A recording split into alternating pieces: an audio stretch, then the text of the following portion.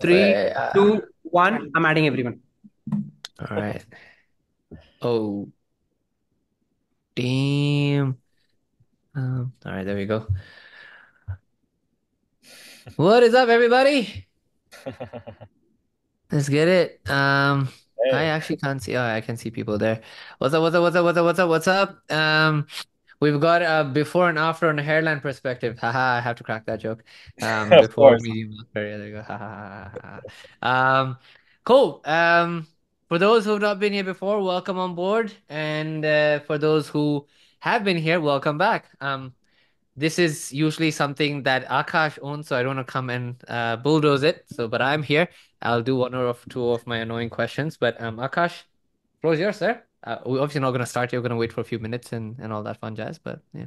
Absolutely. Thank you for that, V. And in the meantime, if you want to keep the drill up and running, so drop on the comments where you're from, what the temperature is at currently, and drop on the comment if you're an agency or a startup or a freelancer. Please go for it. Or a We'd friend love of to. mine that's just joined out of joke. All right. Where's yeah, there we go. We got Munich. Munich goes with Celsius. Yeah. There we go. All right, we got it. We got design studio in India. Design studio is the capital of city in India. I need to visit it. Abu Dhabi. Hey, let's go. I am from Dubai in some form and version, sir. So we're basically like buddies. Bird Dubai gang. All right. We got Cairo here. Nice. Newfoundland. Where is it? If that's actually a place, I'm sorry. Is Newfoundland a place? It's not, right? I have to Yeah, it be lying. is. It is a place. Yeah. Oh shit. All right. Clearly geography sucks on my side. Nice. You got MSRP provider in Orlando. Is that a city in Orlando? I don't think so. All right, that's what you do. I got it. You got Houston considering your product. Cool. Well, hopefully you consider us. If not, it's all gang gang. What's up, Tony? Dude, cheese Moldova. Moldova. That's it. First time I woke my ass. What's up, Christian? For those who don't know the product, check them out. Rev Reply, AI SDRs, Really killer good. product. Really good. Can recommend too. Yep. Meeting will be recorded. I request 10 push-ups or tips on growing more muscles. I've grown up growing hairlines, so more muscles good. Sweet, sweet, sweet. Let's keep it rolling. We're getting a big heated bunch of people coming in. That is sweet. Manchester 12 degrees. Blah. I mean, we love Manchester. We love United. We don't like City. If you are a City fan, do not say it. I will probably kick you out. I'm kidding. I won't kick you out. We like you. I'm joking. Um, cool. And all right, we got the whole world here then. Lovely. 1 gram of protein per pound of body weight and 5 grams of creatine per day. Thank you, sir. Um, I mean, I do the 5 grams of creatine. The 1 gram of protein per day is that's a lot to eat, but I get your point. Fine, I'll do it. Cool. Well, I hope all of you are doing well. Our trend sounds good. I heard good things about that. Meeting will be recorded, and if anyone wants the recording, the way you have to do this is you need to go on Slack and open it up, go in the general chat, and tag Swapnil, and that's how you're gonna get access to the meeting recordings, right, Akash? That's the way this Yeah, works, yeah. right? You can also do it twice if you want to, just in case. Like Yeah. See? Sweet. At Swapnil Kumar. The more tags you get, the more delivery credits I might give you guys. Sweet. Um, floors to Akash and Maximilian. awesome. Thanks, V. And today, as you guys know, we have the man here. So Maximilian General is the CEO and founder of Halfworm. Halfworm is not just a Legion agency; it's also a RevOps agency. He was just briefing me with it before a call. So Max, I'll hand over the mic to you. Probably we'd love to hear from you. A round of introduction, please.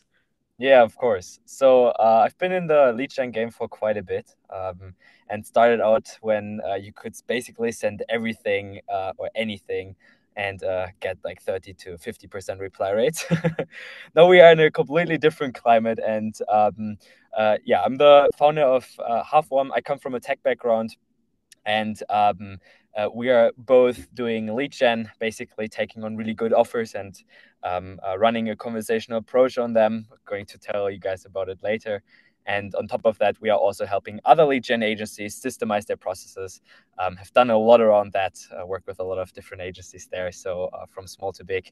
And yeah, happy to be here and answer a lot of questions, and of course, kind of go through the steps how we usually get to a good success with a good offer, which is a good keyword here. And also a big topic that everybody has in their minds that has been in the lead gen space for the last half a year and more is definitely the deliverability. So going to dive into that too, and how to take control of that exactly.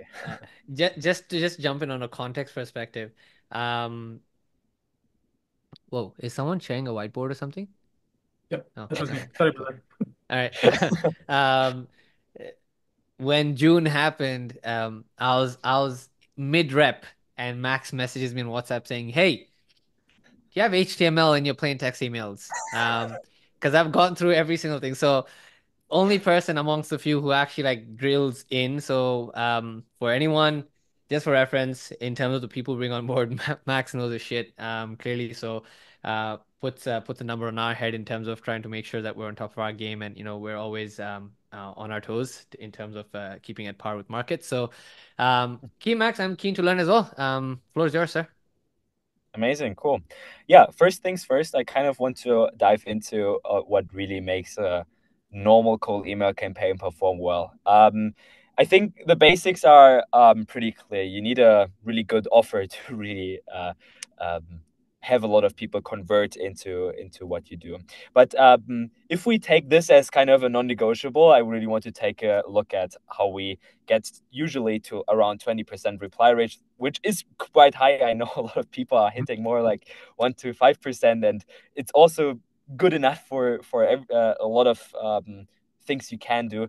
But I really want to dig into the approach we go with here. So we take cold email a bit different than it has usually been before.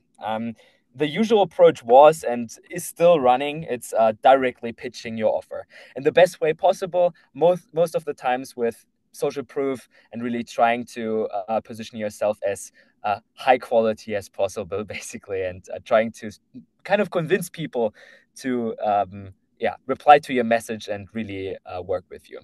We've seen over the last few months, and also since AI actually joined the game, that this approach really is watering down. So we have a lot of people who are running it, and even really good social proof sometimes leads to not so good replies. And what we figured out is that adopting an approach where you see cold email more as an entry to a funnel instead of the single conversion point really helps with your overall pipeline, basically. that.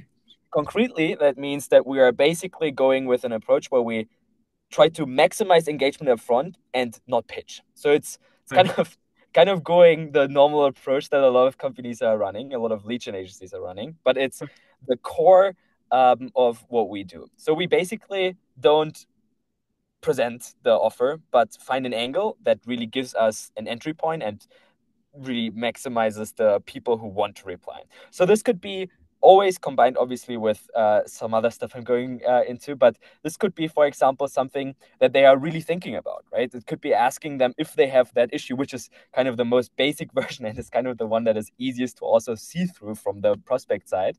But really the approach of finding a trigger where they really want to kind of have a chat with you. So on email at first. This approach obviously doesn't work.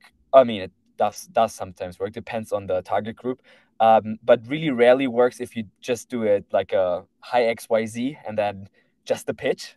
If I'm getting an email where it's like, hi Max, and just asking me a question, it only works if it's really good angle, right? It works really well if you combine it with a personalization. So you guys have probably, like, a lot of you've probably already seen personalizations everywhere on LinkedIn, on and threads on Smartlead, And one thing that I really want to emphasize is it doesn't have to be like a weird, hey, I saw you posted XYZ personalization. It should rather be like a genuine compliment. What I usually do is I take my phone when I start a new campaign, starting copywriting. I'm taking my phone and really opening 10 different websites of the target group we have, and really taking one by one and like going into my Apple Notes app or whatever note app and really just trying to write like a really genuine message. Because one thing that a lot of people nowadays do is they just put it into ChatGPT, write a compliment, write a personalization. This doesn't sound human. This is not conversational. I'm talking about human conversations. And if you really take the time to really take a look at a website or the LinkedIn profile or whatever is really taking information about the company and the person, this really gives you the opportunity to write something that AI also understands as a template.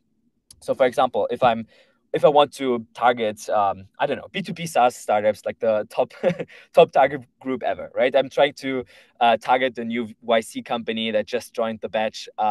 Obviously, I can go in with, hey, so you joined the batch. But if you really find something that they have done that is outstanding, for example, they have really good customer testimonials, mentioning that in a non-formal way, like, hey, saw you is always like the standard. I don't like it, but really something that is short and sweet, something between 5 and 10 words that really triggers okay, that person actually wrote a personal compliment to me and genuinely tried to reach me.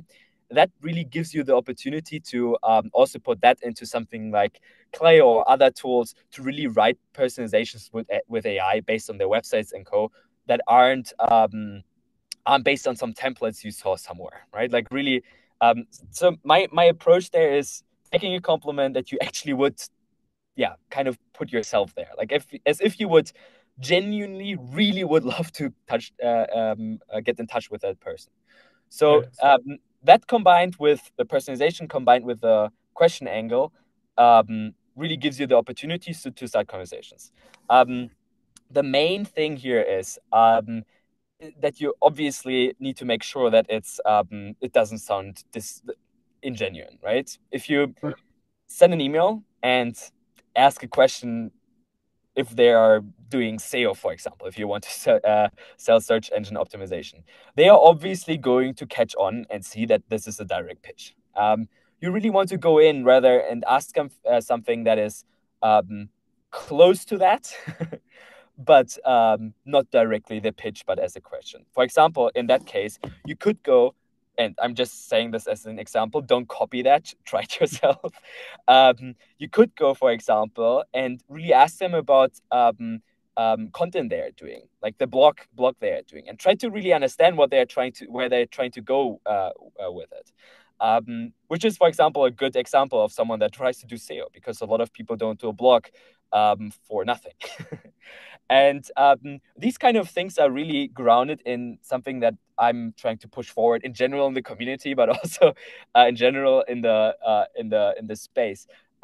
It's really trying to stay away from the AI generated, purely AI generated conversations, and really go into how do I make this email as personal and human as possible, right?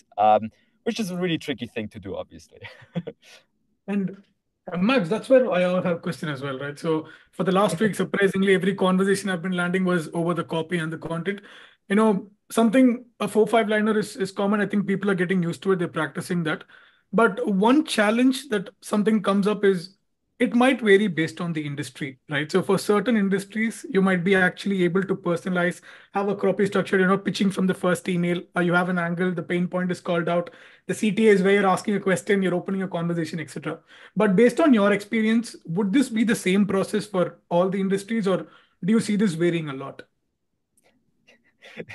You wanted to also say something? Can I also add a question? Yeah, I'd love to understand. So Akash's point is absolutely fair. I'd love to know that as well. But the second question I'd also want to understand is all of what you've said is completely fair, right? It's staying human in a personalization world where AI is just, picking up stupid shit and calling it, right? for your LinkedIn post. Yeah, yeah, exactly, right? So my question is, we all know email is a volume game as well, as much as others may disagree. How do you do that at scale? Maybe you may be jumping into that right now, but Yeah.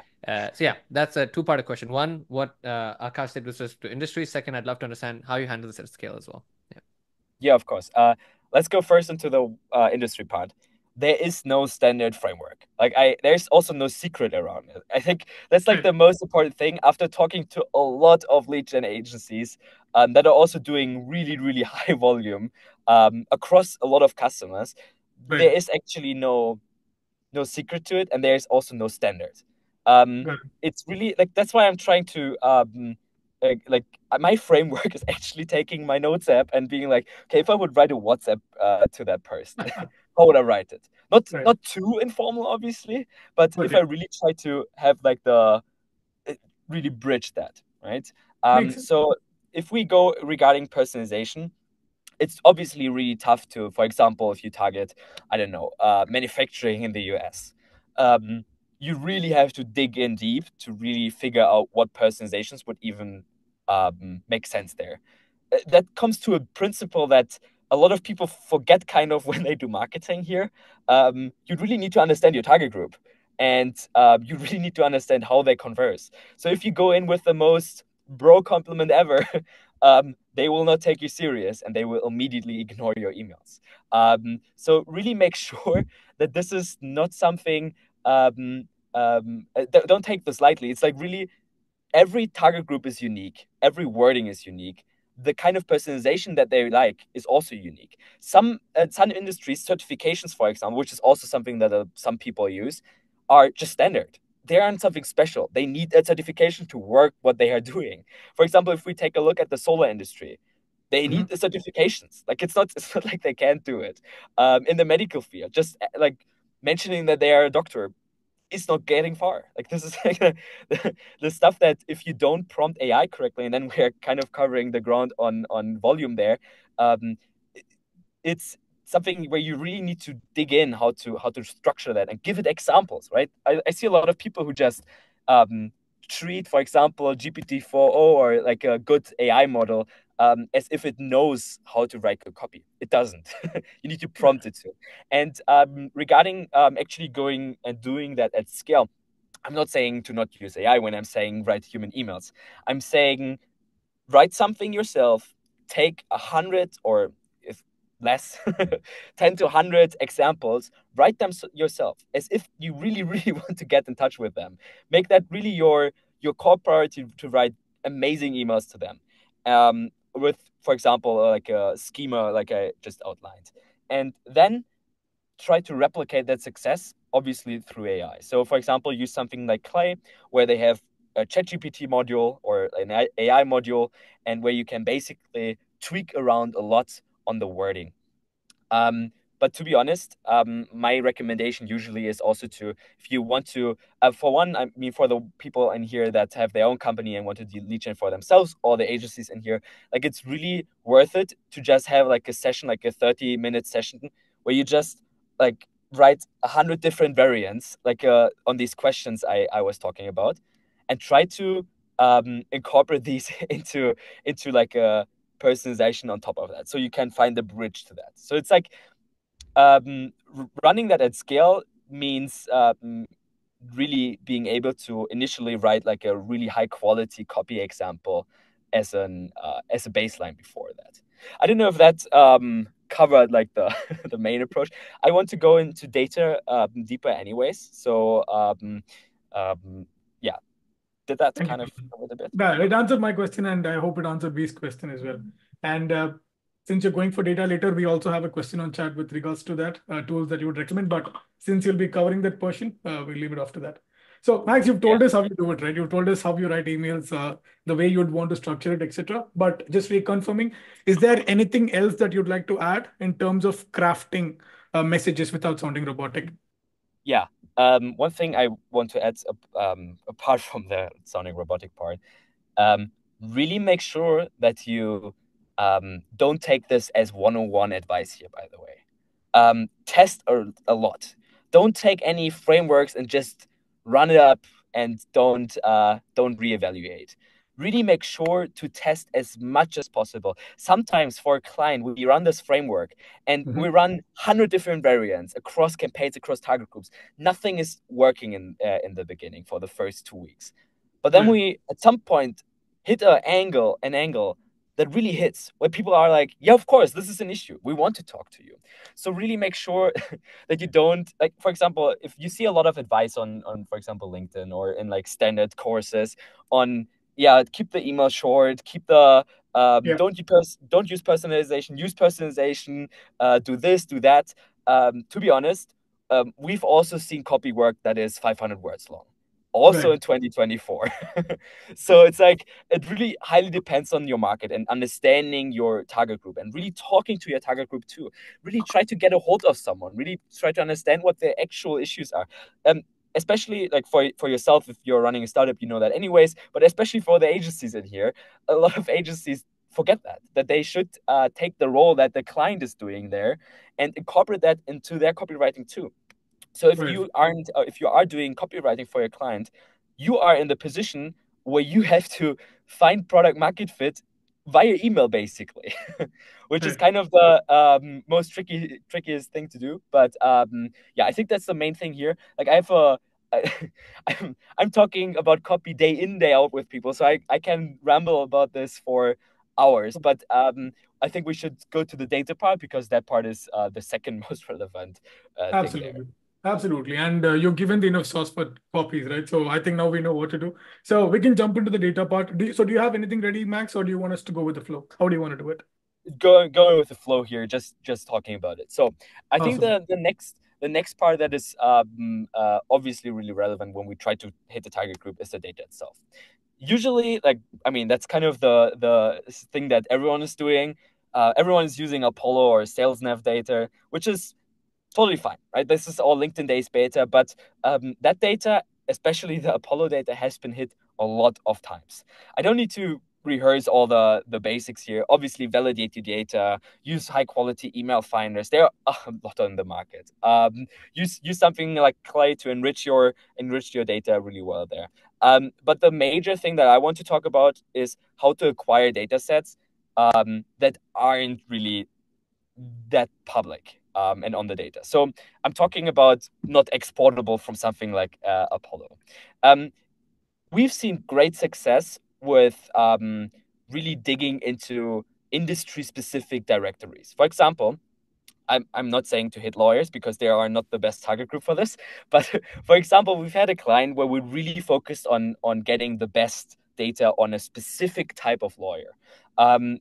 It was all obviously their liability, of our client's liability, to really hit them. They really wanted to do it. But the major thing there is the data we used wasn't available on LinkedIn-based data sources, because not everyone is on LinkedIn, and people forget that a lot of times. If they are just using Apollo, they are missing out on a lot of people. If you're searching for a specific title, that title might not be there. People might not add the data correctly to LinkedIn. So really, what I'm doing, first things first, when we are onboarding a new client, we're taking a look at all the industry-specific platforms. For example, if we really want to go into, for example, taking a look at lawyers, we really go into like lawyer-specific platforms. If we want to go more for, I don't know, like really blue-collar jobs, it's really a lot in the yellow pages and Google Maps region. So those data sets can all be those data sets are mostly really unstructured compared to something like Apollo, because it's not all prepared. The good thing here is we got the tools nowadays to really work with that data without being highly technical. And this is kind of also going in one part that I wanted to talk about, kind of doing lead gen without a technical person. We have the tools nowadays, for example, with something like Clay, to really, I'm not a Clay affiliate here, by the way. I really like the tool. We have the data, and we have the tools nowadays to work with that data. So for example, if we take an export from something like Yelp, we are searching for, I don't know, like, what is a good example? Car washing companies. Really random. But we're, for example, taking that, and we really want to target them because we know we can sell our product to them. I don't know, for example, web design, right? Like there are still a lot of web design agencies around, so we want to sell them a redesign of their website. On the one hand, obviously, a lot of them have personal emails and all of that. Please avoid these if you don't know what you're doing. B2C or Gmails at Outlooks are not the way to go. It's always trashing your deliverability. We're going to deliverability later. It's not a good way to do it. With such a data set, you can use that, import it into a tool like Clay or even Google Spreadsheets. And what you can nowadays do is using AI, you can pull, and AI doesn't pull it from pull the website, but using a good scraper, and there are a ton out there if you Google for it, you can actually take the website, just dump it into the AI, and tell it, find the correct person. This is obviously way, way more complex than just doing exactly that. It's pretty straightforward to do if you just Google for it, though. And you can really do a lot around around these data sets, because nobody's actually trying to reach them. And if they're even if they are info ad emails, especially for really small companies in that area, those small companies mostly still operate via info ad emails. Also not the best advice, in my opinion, but for that example. And you can really hit companies that are not being marketed to so often. So that's also like a really big part. Everyone is trying to just reach for the same B2B funded startups. Maybe try to find a different approach, because those companies get a lot of inbound requests, and you don't want to be the one that competes with it. Because even though you might be doing the greatest strategy at all, like really conversational and going in with the best approach possible, you're still going to be one of many. And so data is a big part. Obviously, if that is your target group, you definitely have to go for it, but try to really find unique data sources that aren't too specific. That's regarding data. It's like I've also a lot to say there, but that's like the main approach. Main ones. Thank you for that, Max. And just a question from the chat, right? So we just want to confirm that if you'll be showing the workflow you're using. Again, sorry. So would you be showing us the workflow you're using from your tool? To be honest, we have a lot of workflows, but it's as custom as the data source. So I can definitely, if you guys are putting some questions into the Slack channel too, like the Slack thread in the Smartlead channel, and you have some workflows you are trying to build, some data sources you're trying to go with, I'm more than happy to share some examples there and just give you guys a feeling of that. But to be honest, it's as custom as the data source and as custom as the customer. So I got a lot of stuff that I could share, but I think it really makes sense to make this more specific and not go too broad here. Absolutely. Thank you for that. And I'm picking a few ones from the chat, right? So I know we'll be covering deliverability soon, but one of the question was, how many emails do you typically send in a sequence, Max? We'd love to know.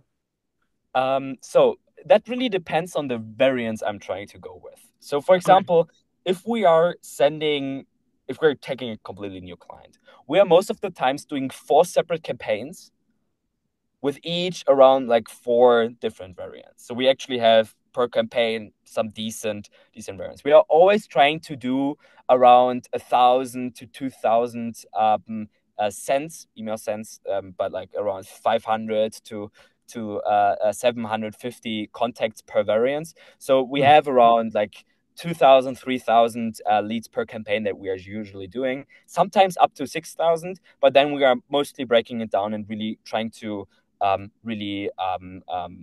iterate a lot on that. So our email volume is really dependent on the success of the campaign. For some clients, we only need to send 1,000 a month, and it is already totally enough. For some, we are sending around 1,000 per day, 2,000 a day. But that is really optimized, really optimized system behind it too, because we aren't going for spray and pray. That is not our goal. But we really try to run up campaigns, obviously, where the sales team on the other side has the capacity for it. Got it. Thank you so much for that, Max. And one other question, right? So you did mention a couple of AI tools, a scraper generally, but they'd want to know if you can tell us what the tool is, or if you can suggest any tools that you use would really help us. For data orchestration, like all Scraper. the workflows and Yeah. all that. Yes, sir. So for AI, you mentioned one for the data scraper, if you have any, and if you can also share the prompts that you use, so that would be really helpful. So yeah, I just saw saw a comment from Bryce being, "I've been Price. Yeah, listening and for that's 30 that's years. why I asked I'm this getting question. used Clay, otherwise very generic." This is intentional, by the way, Bryce, because a lot of people in here, so far from what I've seen on the guest list for today, have been pretty early. I wanted to make this a more of a pro session, but then I saw it was a lot of people joining from a lot of early places. So use Clay's 100% a really, really generic approach. And the thing is, there isn't any secret to it. It's really building really specific lists with your client's basic grounds there. So I think the tools you can use are, for example, like just talking about, for example, like a scraper or crawler to get single pages. We're definitely talking about something like Firecrawl, which is really like one of the most easiest way to like just get any website, make it LLM ready. So for AI. For Clay, when we were talking about all the enrichment stuff, they have a lot of basic stuff in there already. So like if we're talking email enrichment, just take the normal email flow. If you're a beginner, if you're a pro, you already know your tools. So I'm I'm not too heavy on promoting any specific tools, as everyone has their go-to to go with. We are always using GPT-4o Mini, which is the number one thing for high scale enriching on website data, as it's really cheap to use. If you want to really go for complex use cases, use something like GPT-4o. And if I am hold up. If I'm taking, for example, a look at something like Yellow Pages and Google Maps, there's, for example, for Google Maps based data, you can buy big data sets if you just look for your specific industry or your specific sector, and then data set Google Maps. Sometimes it's just up for sale somewhere.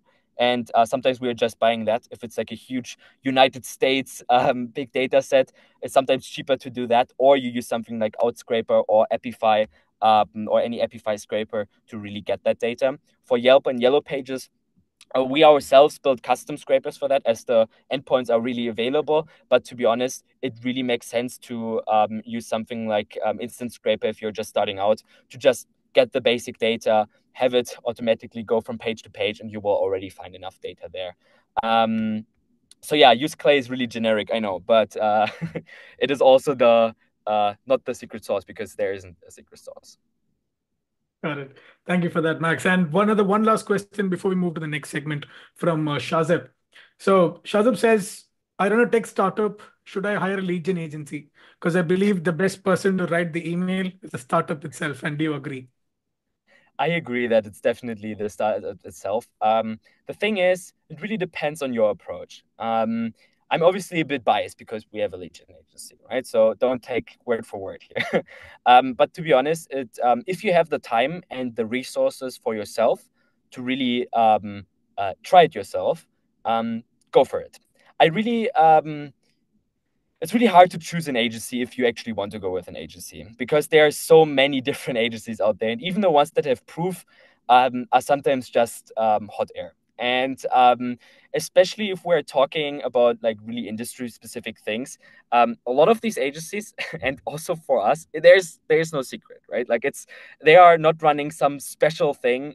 They know some stuff that isn't that public, but to be honest, the best approach is really go into the really to go in deep into your product market fit there, and choosing from that where the best agency is the one that really understands your offer. But it's yeah, it's a tough thing. You will get a if you're, I don't know if your name is if your full name is in there.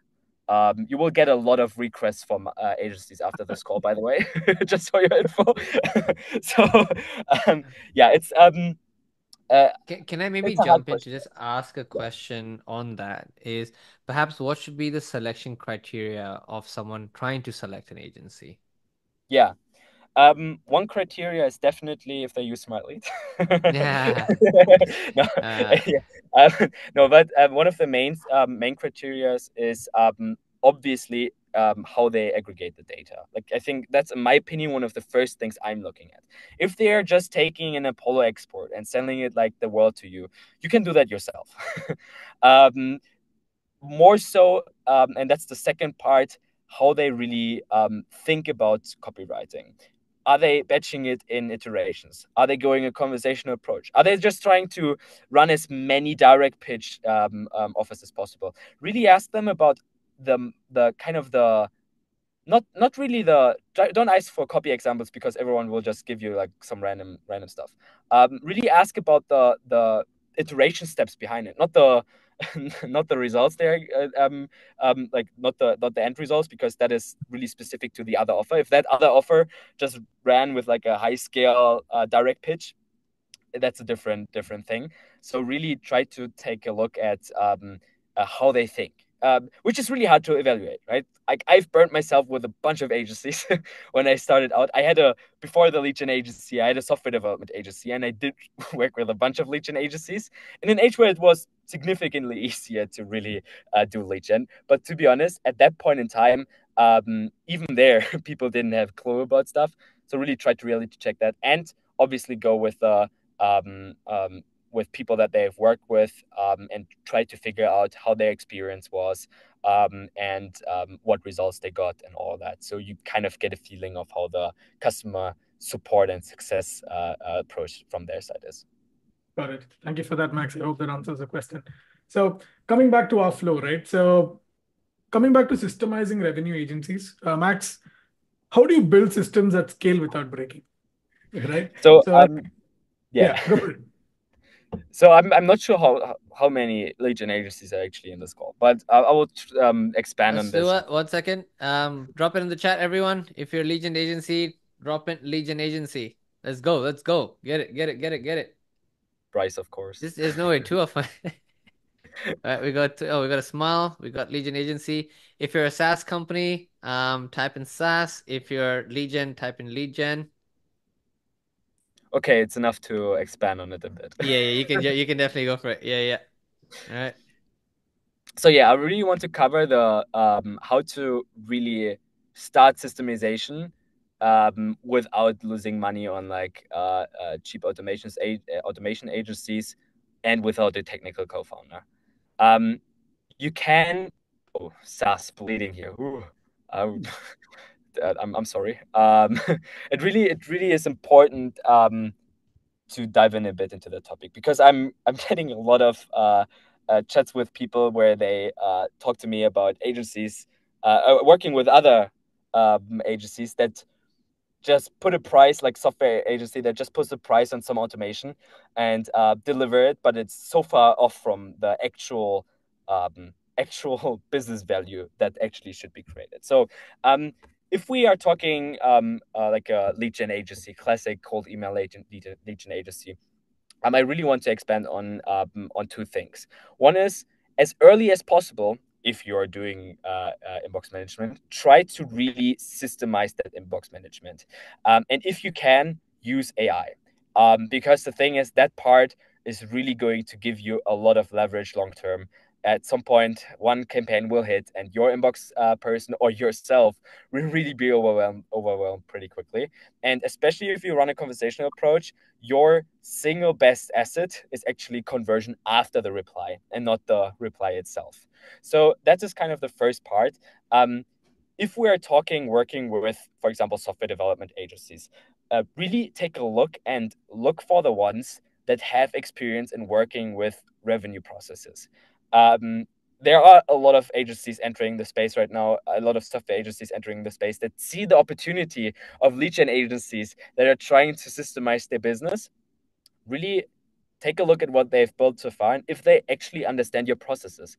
If they're doing lead gen themselves and know how to use cold email in some kind of way, they are probably also better at understanding your actual problems. And this is kind of that's like the main thing I see. I see a lot of software development agencies who are just like hourly selling some stuff, but have actually no clue about actually the processes it takes to really make make a good revenue process also for clients, right? Second part that I would really optimize and automate is the like frequent reporting on data. Really use something like the webhooks you get from Smartlead and play it into a system where you have a single overview about what is happening. Because if we are talking calls that your clients took, have taken, if you are talking feedback from those like after conversation things, you really want to log all that, so you don't have to go through every single conversation in the inbox and figure out how your campaign actually performed. It is like the biggest thing that I'm seeing where people are just running volume and then not doing anything with it, not analyzing it, not taking a look at the data, what is actually coming back, and not only taking a look at is it positive or not positive, but really digging into the neutral replies, because those neutral replies have a lot of context for you. And it's not the only success to have a positive reply, it's also a success to have a lot of neutral replies, because it tells you something about why they aren't just replying with a negative, no, go away, but also with a, hey, not the right time, or not the right product, not my problem, something like that, right? So that's kind of the main thing here. I really want to expand on the in the FAQ or Q&A. I really want to expand on that specifically. So if you guys have any questions more specific that aren't that generic, so I'm sparing everyone's time here, just ask away, and we have a lot of stuff to talk about there. So just want to kind of dive in a bit. Absolutely. And while they do that, right? So since I have one last question in this segment. So since you spoke about how we can build a system that helps you scaling without breaking, what are all the key operational pitfalls or problems that an agency should avoid?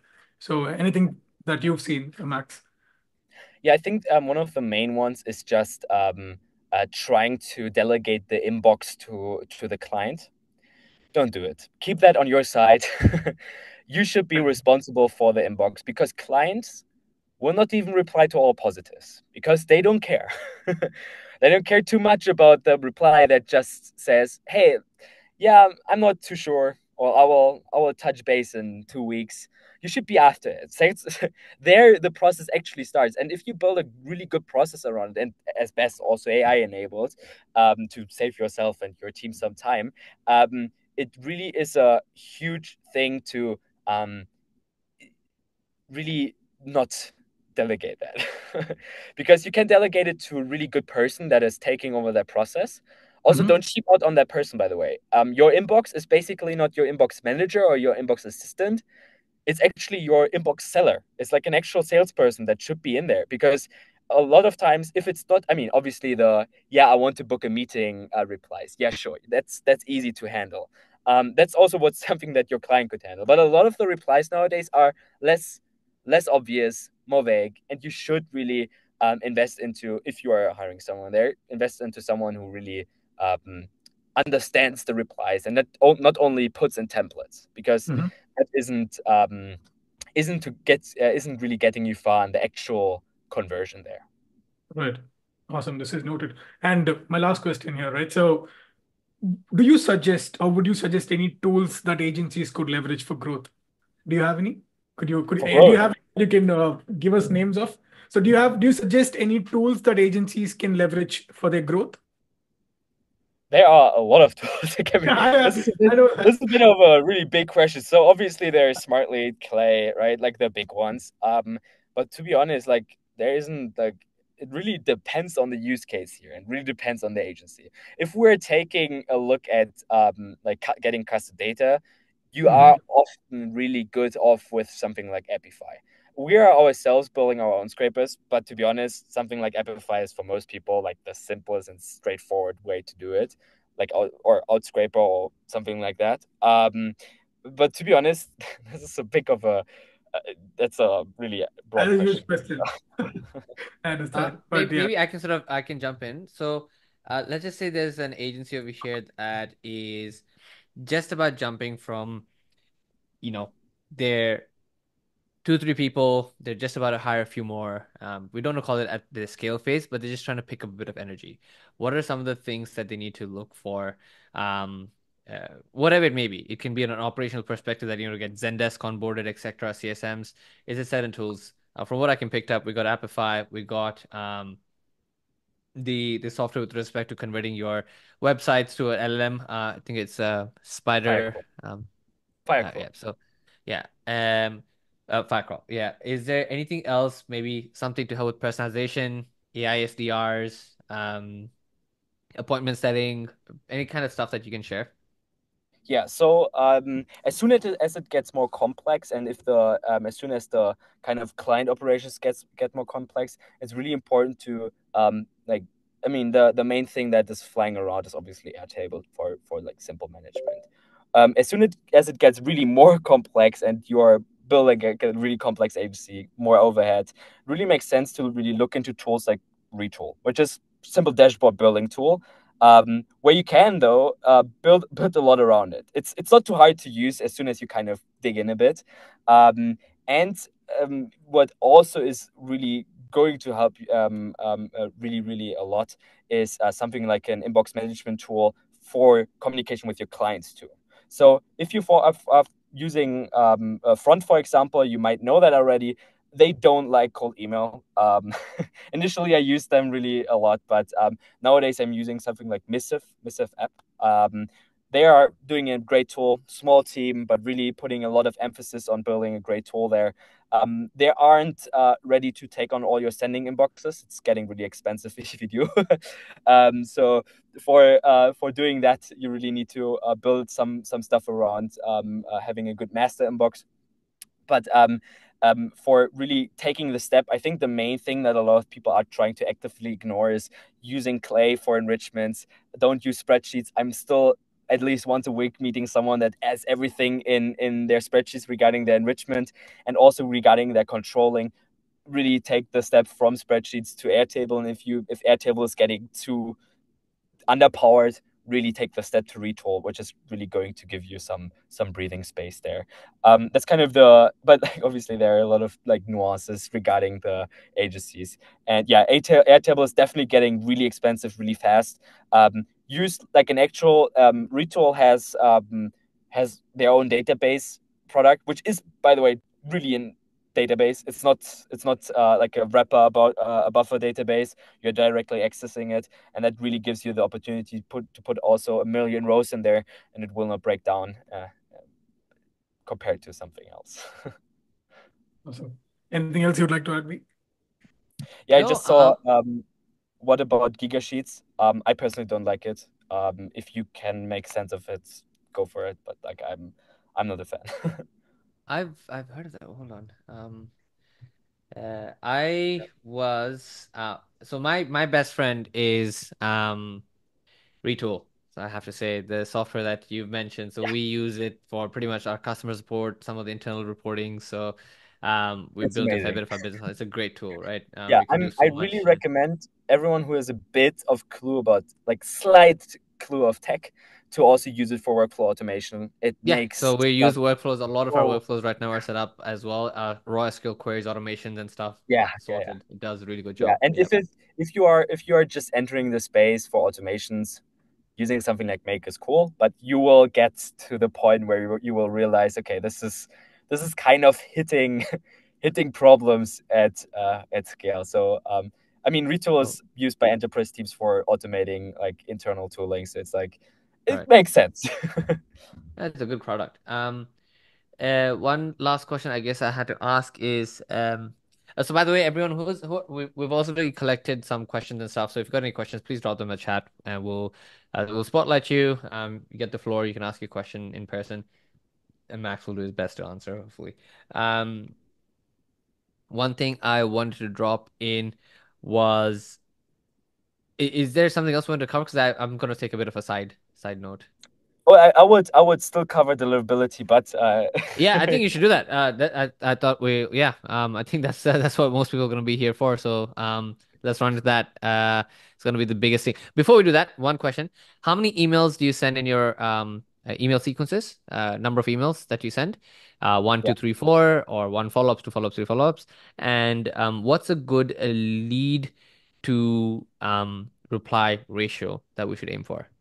Oh yeah. So one for the if we're talking about the sequences, some people like it, some people don't. I really like short sequences. 2 steps. One is basically the initial one, and the second is basically asking if they're the right person for it. And if they don't reply, really depends on the market you are in and if you can do that legally.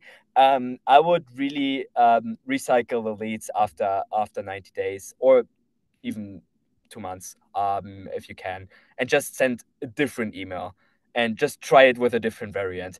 People forget you really fast. That's kind of the reality. People would forget you after 2 weeks too. But it really makes sense to go the way there.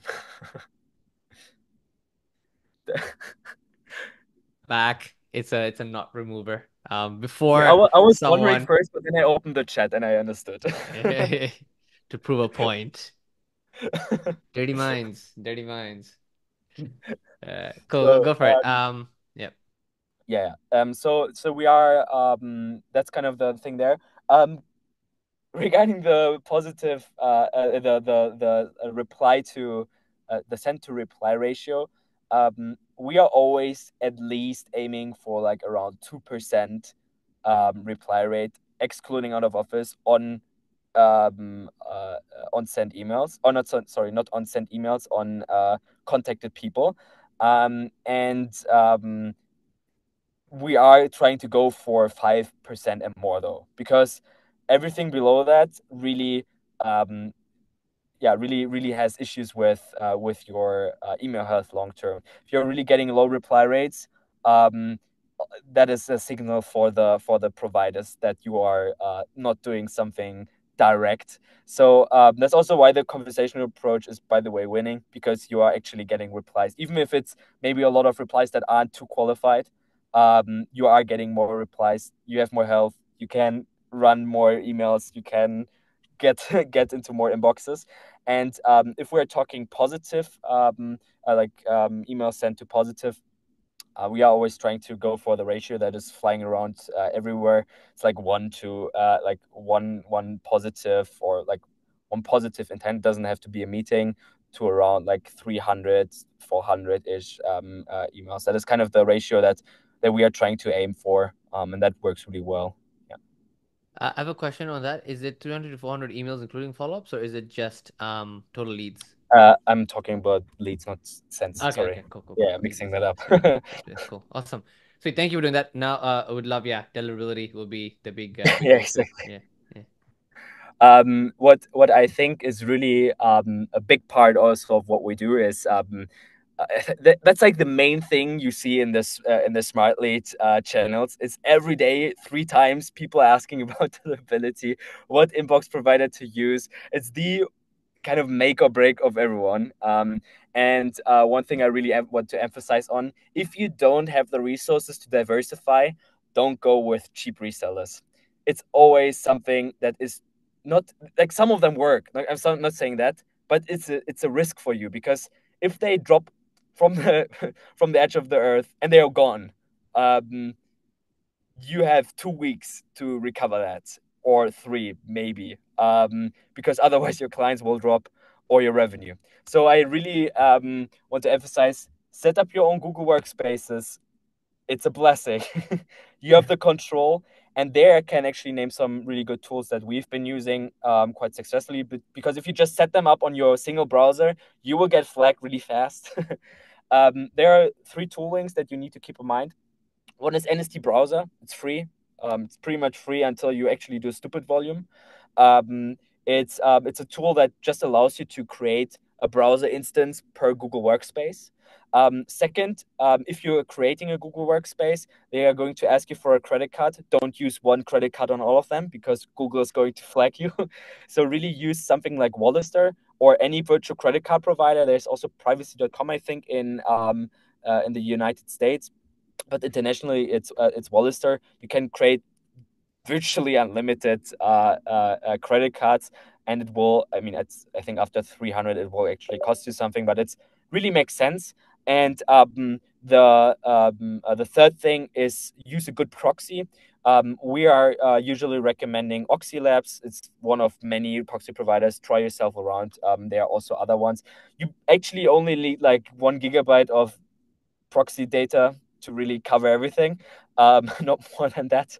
And usually using a resident, like I'm going to, like if someone just sends me a message, I will send them what they actually need. But residential sticky proxy, that is like the goal there, and that will get you really far. One proxy per browser profile. That is really specific, but that will get you really far there. Obviously, there are also some instant setup things, and I think there's a lot coming there too.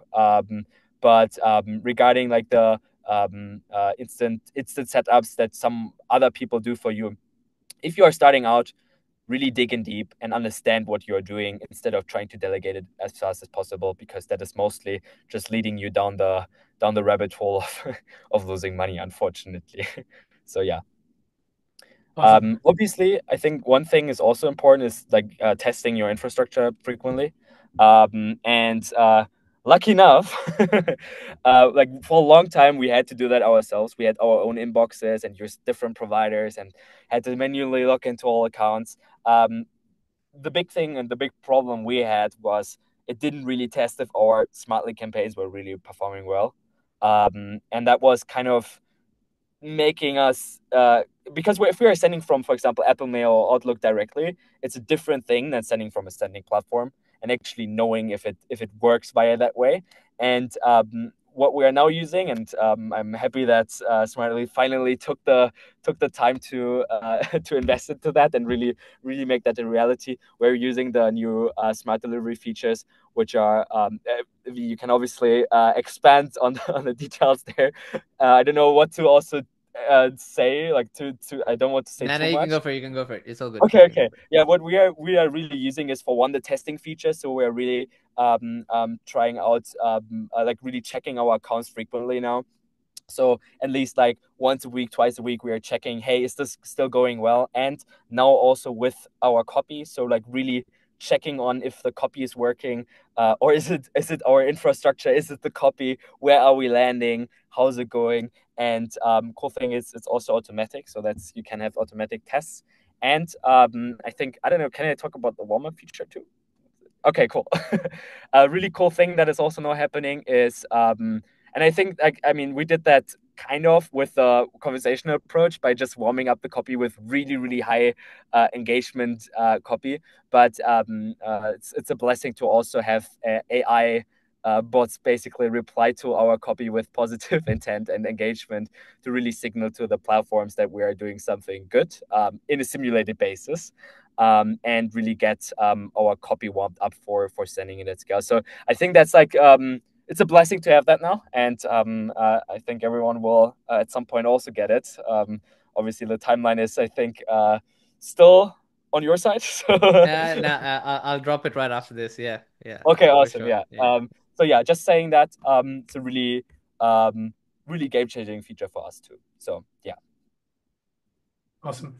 And you gave us a complete answer, Max. So I had broken down to multiple questions, but you gave a complete answer for deliverability. Thank you for that. Yeah, I mean, I like the feature. So it's like I've been testing for a long time, right? There have been testing players on the market for a long time. But to be honest, like as soon as I saw it, I actually found it before it was even even enabled for me, because there was this little possibility to really find it in the code. So I already Little used dev it hack. before. I tried to Nice. use it. It wasn't working before that, before Yeah. enabled, obviously. Yeah. But yeah, so Sneaky man. but I wasn't the only one. So Yeah. Right. Lovely. But y'all know the man, yeah, seems to be working fine for him. So y'all should be testing it out as well. But no more questions from my end. V, if you have anything, please, or we'll open the floor for questions. If anyone's got questions, beautiful time for you to drop it on the chat. We're gonna give you a moment to spotlight with Max himself to ask any questions.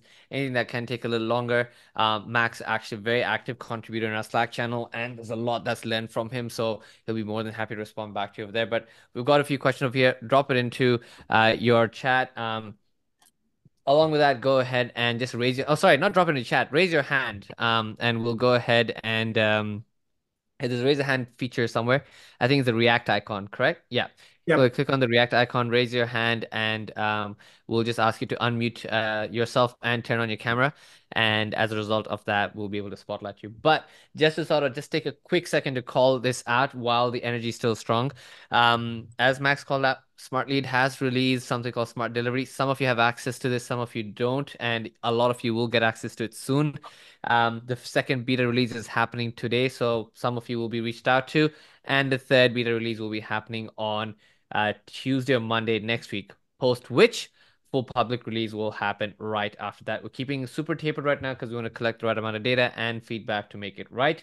So yeah, super excited. There's a lot that's gonna come your way. A lot's gonna make your life easier, but Max sort of did the pitch way before we did. So thank you for that, Max. That really helps. Yeah, the market's changing. Everyone wants to know what's happening. And now with our best friends, Google, even if we've made the changes, are now making it even harder for you to track your opens. Not that it ever worked, but regardless. Don't track open rates. Yeah, I'm saying that one last thing. Yeah, check right now. Don't track. Yeah. So it's going to be a fun space for all of us, and we're excited to see how this goes. We've not tried to stay away and release random stuff. We've stuck to the deliverability concepts because I think that's what matters right now and that's what's important. So you're gonna have access to that. Um, this is not the angle that we want to take, to be honest with you at all. But it is through a mistake of mine, stupidly cheap at the moment. So grab it while you can. It won't be very soon. So whenever you have access to it, have a look at it. But Max, thank you for testing that. It's been fabulous. But yeah, let's open up the floor. To any questions. I'll just mute myself and turn off my camera. Right. Bryce, if you could turn on your camera, I'll spotlight you.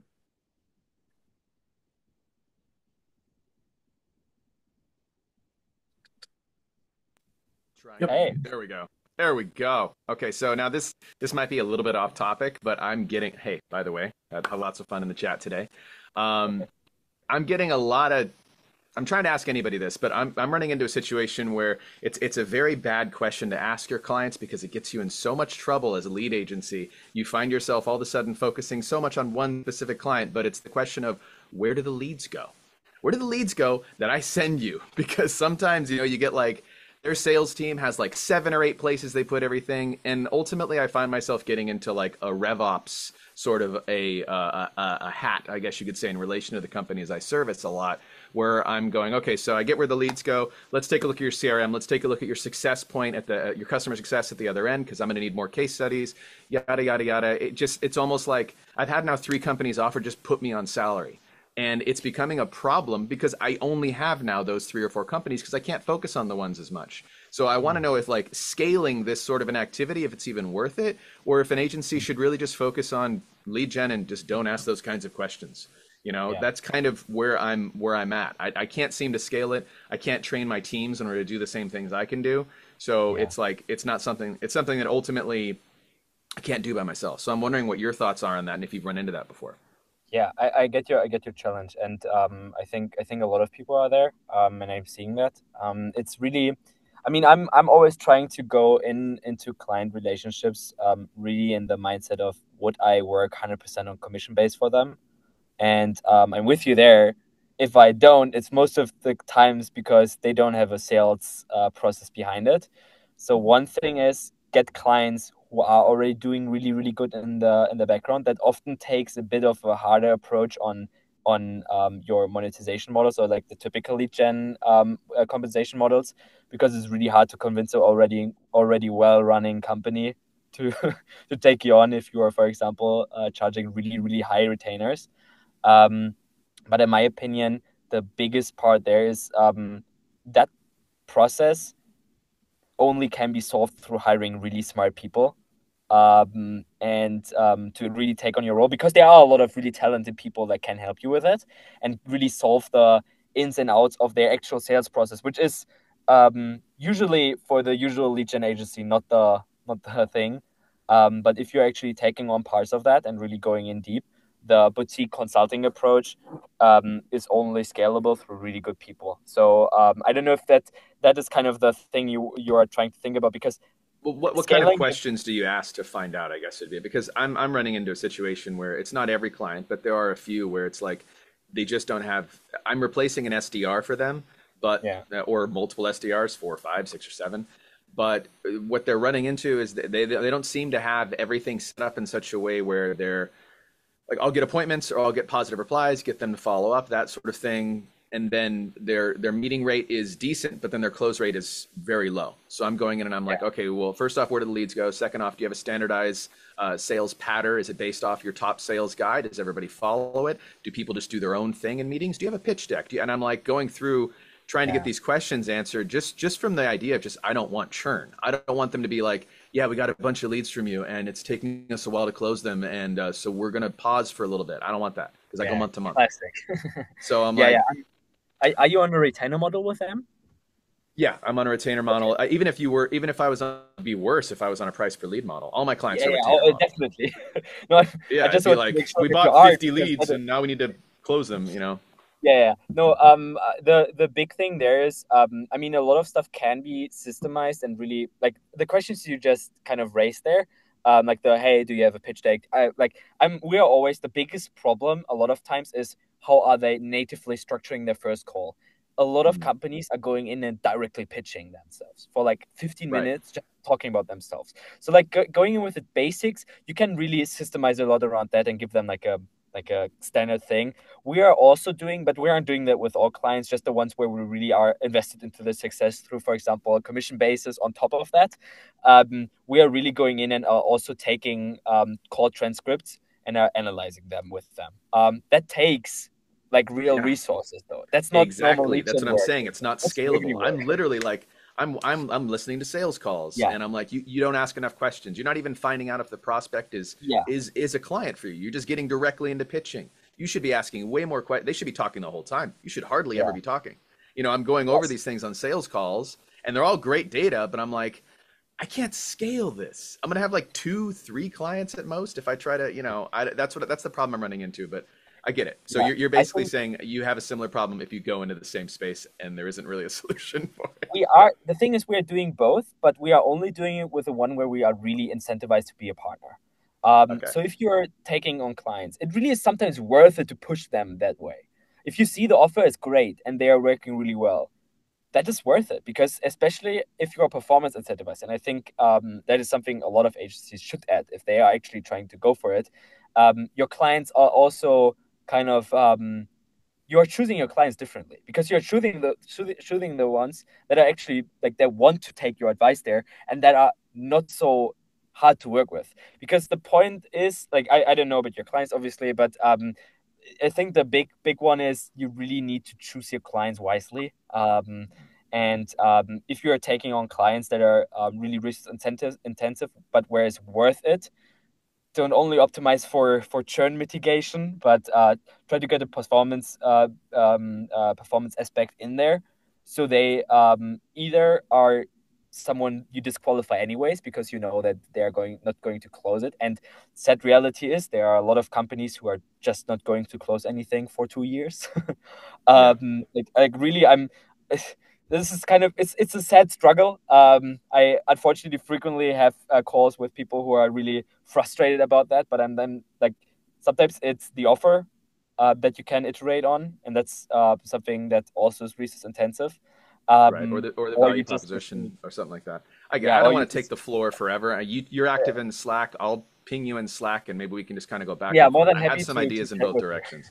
Okay, cool. Yeah. Thank you. And Vivav, I'm telling you, man, you got to like get them gains. We can do a workout program. I'll send you something. Sounds good, sir. Sounds good. Yeah. Awesome. So, Anas, if you can turn on your video, please. I'll go ahead and spotlight you.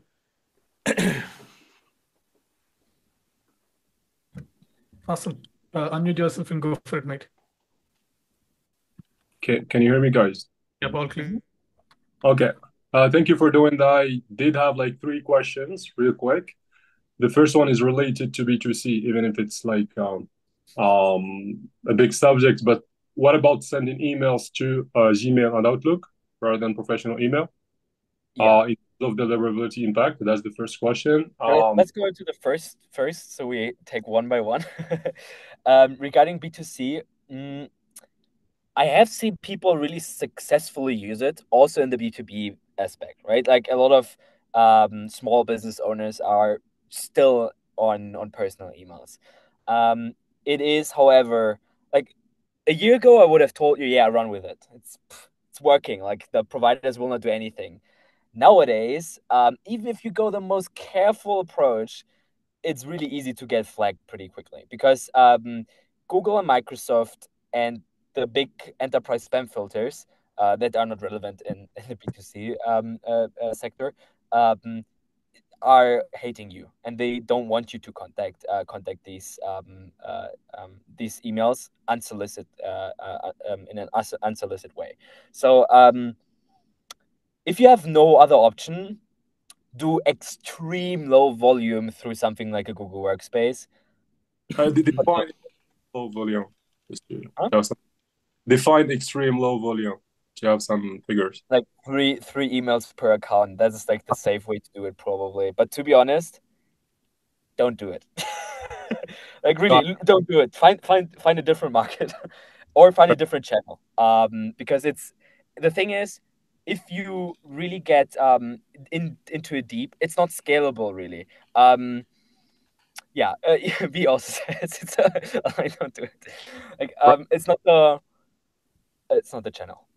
You can use, like, there are so many like DM strategies floating around. You could probably like use something like X, like, or Twitter or Instagram or Facebook messages. I don't know, but like email is a nightmare to really work with. Okay, fair enough. Second question. Actually, it's about a new feature that instantly released. I think Smartlead are doing the same thing. I've already put it in the chat. I think it's huge. Like you don't need to warm up your account anymore. So the promise looks great. I don't know if you heard that. So actually, you just buy the domains and the email accounts, and then you'll be ready to go. Actually, have you heard that? I'm not on Instantly, so I don't know. You don't need to warm up your accounts. Right. This is huge, bro. The future of cold email. I need someone partly to. I mean, I just want to drop it in. I don't know how productive the conversation is going to be with you coming over here and asking that, to be honest. No. But yeah, I don't think any of us have an answer for you over there, to be honest. They're doing great work, and that's all I can share on Yeah, that not point. only that, that sounds like one thing that I can say there, we are running for more broad offers, or for sectors we are working in. We actively have domains and accounts that are more generic for clients to instantly start. That is something that is a huge logistic issue, though, if you're starting out. So it's like actually something that really works well, and we're doing that on Smartlead really well, where we just have like a couple hundred accounts that are really, really, really generic. For example, if we are starting a web offer, like a web design thing, we can day one send out emails that are warmed up. So 100% there. To be honest, like, I think it's the workspace to ask about. No idea. I mean, if they're doing something really good. But just for reference, we do have pre-warmed up mailboxes coming up with Smart Senders. I think Swapnil called it out on the second week of October. So we tend to keep it quiet until it's live. So once it's live, you'll have a look at it and see if it works just to the way you want it to. Probably a different angle to the way they're done. I have no idea what they're doing, but where we've got a different take to it. But just to be respectful as well, we'll probably just keep it to one question, if that's all right, because we've got two more questions in. Sure. Do you have another question though? That was not a promotion for Instantly, by the way, just to be precise on that. I love Smartlead. Maybe the last question I will leave the floor for the other guys. It's about like SMTP. I used one provider that I don't want to mention, but actually each time I've increased the volume, I like get disconnected, and I gotta reconnect to get my account. So I was wondering if this is a problem of SMTP that you've seen before, and we should only go with Google and Outlook, or it's actually me like. So don't like if you see there's a threshold until it disconnects. So it's most of the time it really has to do with the SMTP server and the provider there. And for one, you obviously always have the Smartlead support to investigate. They are really, really fast with it. Like if we had that once, and we're immediately identifying that it was an issue with the SMTP server. Don't scale it beyond that if you see that it's just get more servers from that provider. Instead of just ramping up scale on that one email. Usually you actually should keep the volume low anyways on SMTP servers, because they are quickly to be flagged, because they obviously don't have the crazy high reputation that Google and Microsoft has with themselves. So be careful there. But disconnects are, I mean, to be honest, like disconnects are really easy to handle. Like you just click bulk reconnect and all reconnect. So like thrice. Okay, got it. Thank you so much. I've learned. I just have one question though. Which SMTP service? So you don't know, mention them. Okay, never mind. I can. They are not my friend. We're not going to vacation together. But okay. yeah. Just because it's being recorded, just just send it to me. Yeah, just DM on Slack. We'll see if we can help you out. Had problem before, just to give reference. I think you'll be able to know that. You can just Slack it on Slack. Just to be respectful for everyone. Cool. You guys. Cheers, man. Awesome. Thank you for the. So being respectful of everyone's time, the last two questions for the day. Sasha, if you can turn on your video, I'll spotlight you.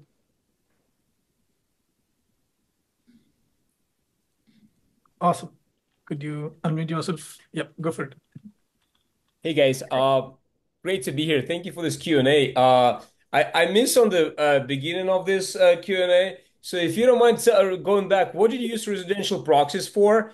And of course, the biggest questions for web design agencies, what are the best offers you see convert right off the bat, like kind of started out, like, running some stuff myself, but then like for my own agency, but then like, Do you have a web agency? I already done that mistake doing like a very long one, so I should have, but want to definitely learn from those that have been doing this longer than me. Thank you, guys. Do you run a web agency or? Yeah, I have a web design, and we do also web development agency, right? So I pretty much run cold email for myself. So yeah, is it mostly web relaunches, or are you mostly running for like small companies that just started out? No, so a little background about me. I used to work in big corps and then a couple of startups. In my last startup, the thing is with designers is that once, let's say, if it's a 2 to 10 person company, they don't have much budget within their like startup to have like a very senior person. So I've been working with like junior, and then the CEO comes on board and like says, hey, we actually need like this much, or the CMO misses motion factor, like CMO from LA, he's like, hey, I actually need more motion. He shows me the stuff that he wants. One second. I think we have a time limit here, so I really want to dig into your question here. So first thing, residential proxies we use for setting up Google accounts via NST browser. If anyone has a question there, just ask in Slack, and I will give you some hints there. On the offers for web agencies, there are a lot. Really depends on the target group you have. But two things we have seen work really well. One as a lead magnet is we will redesign your landing page for free. This is a big one. You really need to structure a lot around in the proof of concept phase to really make this happen. But we've seen this work really, really, really well.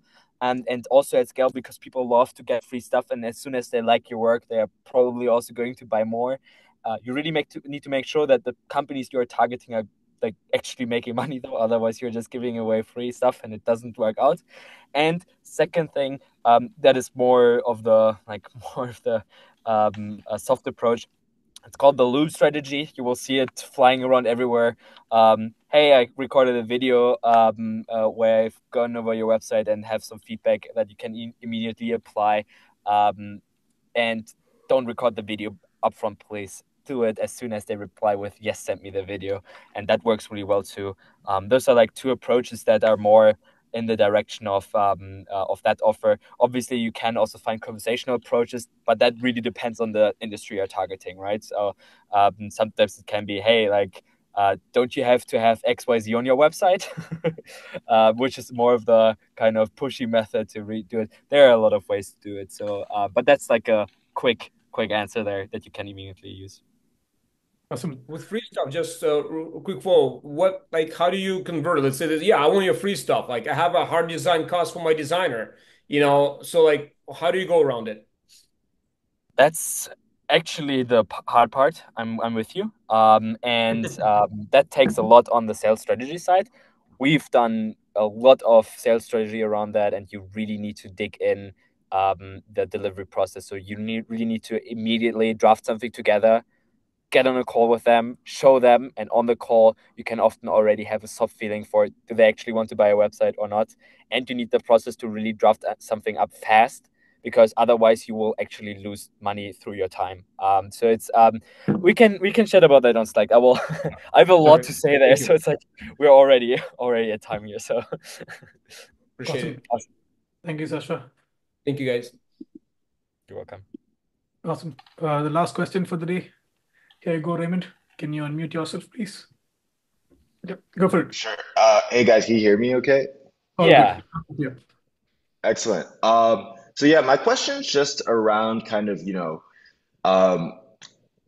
just to give you some context, I run a pretty broad, non-industry specific offer. It's been working, but as you know, things change, right?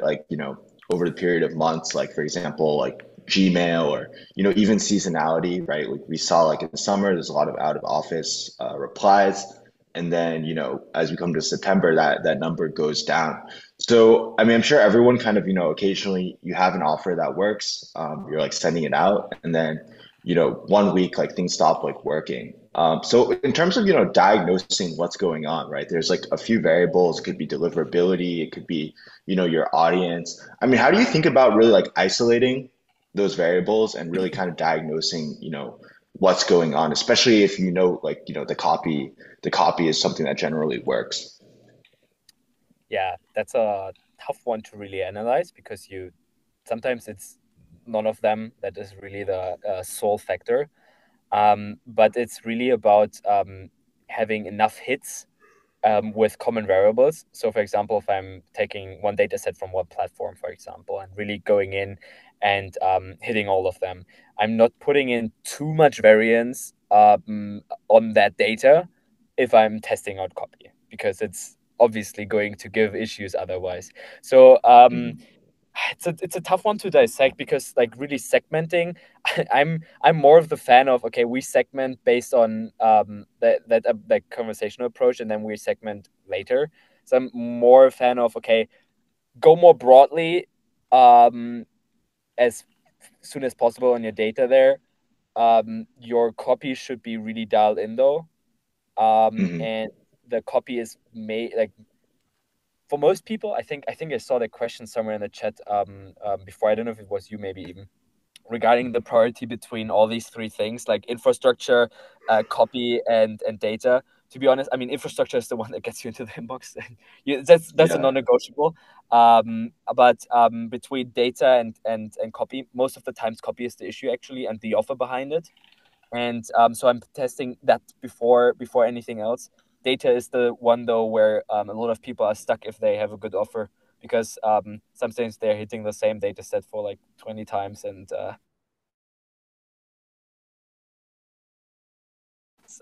people are tired of the offer. So I don't know. It wasn't really broad question, Understood that. Just broad question. It's just something that comes up is run a campaign, you run it on one audience, things seem to be working, especially if I'm running like an M&A offer, so it's really not very industry specific whatsoever. So yeah. So for M&A offers, it's only data, getting the right data and hyper targeting to them. We've done a lot in the M&A space, and I can tell you, the offer is usually pretty solid. So it's really go for like high quality data there, and don't target the companies that are obviously not having money. Not helping that company.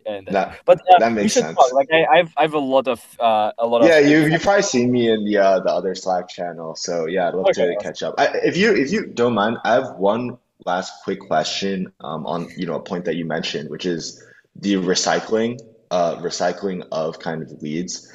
So right now I have like a list like 30,000. But I mean, eventually you end up like burning out the market. So I mean, in terms of recycling, I mean, is there a time period you should wait before hitting them with like the 2 same to 3 offer, months. like 2 to Yeah, 3 months? Okay. That's the period where people definitely will forget you. Okay. Yeah. Perfect. Makes sense. All right. Smartlead should have like they've already forgotten you feature kind of like Yeah. slightly. Resend campaign feature. Just resend the same email. Cool. Yeah. No. A good question. All right. Perfect. Thank you. Thank you very much. That's great. Got it.